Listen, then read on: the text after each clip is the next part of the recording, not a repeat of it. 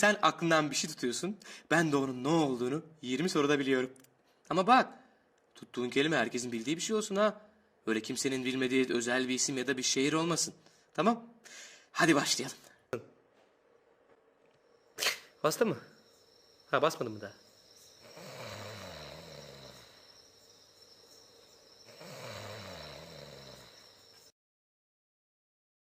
Vallahi senin kafada bir enteresan çalışıyor ha. Bilemedim gitti. Ya sen bana bir yerden tanıdık geliyorsun ama neyse, konuyu dağıtmayalım. Şimdi sorulara verdiğim bütün cevapları düşünüyorum, özümsüyorum ve bak bakalım doğru bilmiş miyim? Bildim yaşasın. Hey işte bana boşuna akıllı çay bardağı dememişler. Bir oyuna daha var mısın? Şimdi sorulara verdiğim bütün cevapları düşünüyorum, özümsüyorum ve bak bakalım doğru bilmiş miyim? Tamam, itiraf ediyorum, bilemedim. Ne kadar zor sordun ya.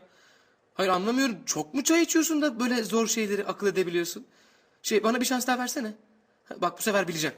Gerçekten çok azimliyim.